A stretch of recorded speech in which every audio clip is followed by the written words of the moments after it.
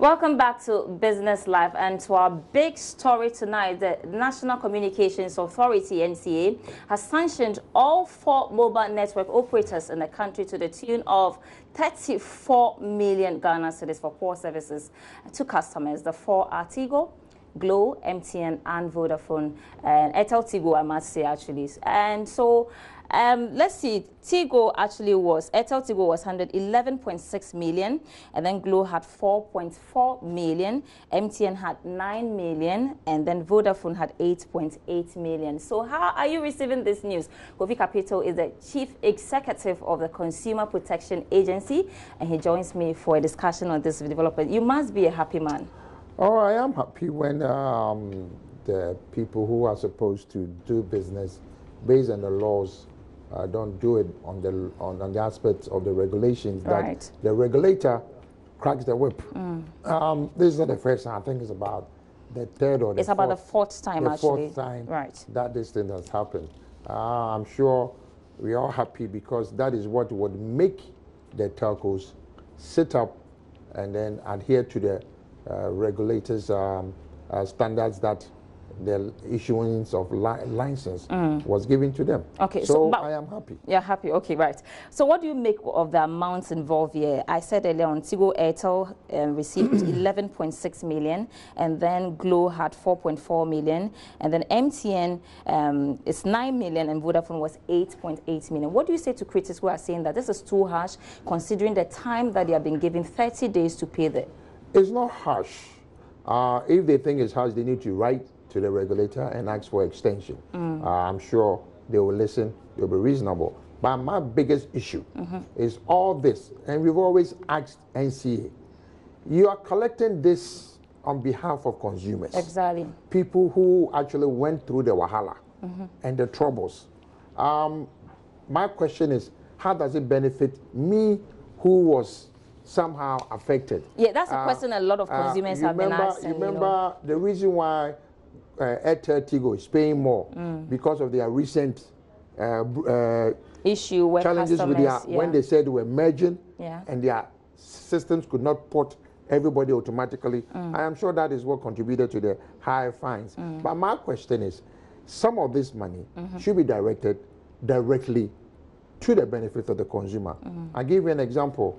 NCA can say that we will use some of the money to assist government, especially the municipal and district assemblies, in terms of making availability areas for the telcos to be able to deploy their sites and all those things, the digging of the holes, of the lines.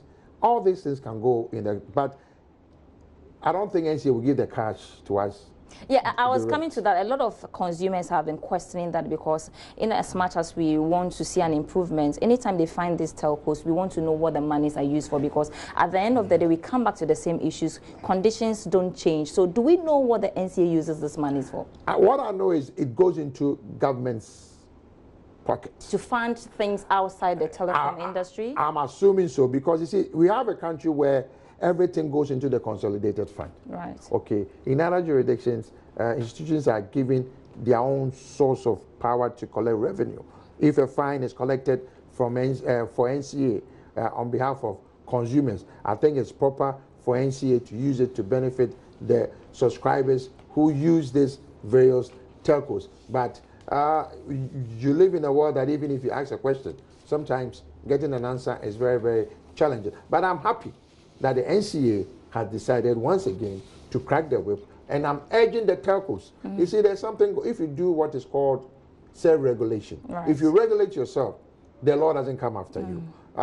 Complaints, compensation, your mobile phone goes off for a whole day, a few hours, and they tell you they will give you 5 Ghana to be used on the same network within 24 hours. To me, it's a little bit below the belt. So maybe we can encourage the NCA that maybe they need to see how compensation to the consumer will be improved. Right. Over the time, we've always, as consumers, what role do we have to play? I know in other jurisdictions, consumers can take these service providers to court, but that's not been done here. I've not seen any bold move to hold these telcos accountable, go to the law court to sue them for not giving what we are paying for. Well, I took MTN to court some time ago, way back. And what was the outcome? Well, the outcome was, as usual, delaying the court systems. It gets to a point you give up. You see, we need to have a court that will be more proactive. Right. Not this old standard that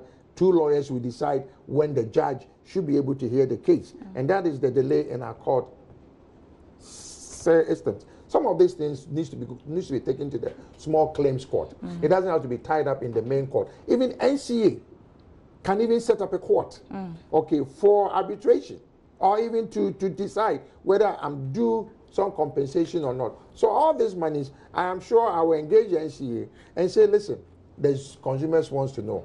Yes, we've collected the money on our behalf. We want to know how it's going to benefit us. If you can't give us the money, let's see how it will benefit us. Maybe through education, public education that they will do for us to be educated more, for us to be able to know where the NCA officers are, to know which number to call, and all the complaint channels that one needs to go through so that the consumer will be empowered. All right, so we said about 4 times already we've seen these sanctions on the telcos.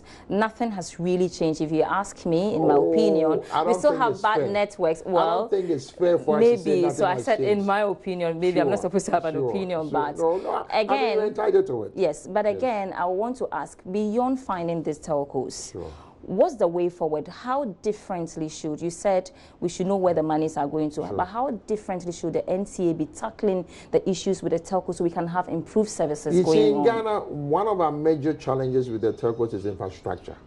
It's infrastructure that some of them has actually pumped money in expansion.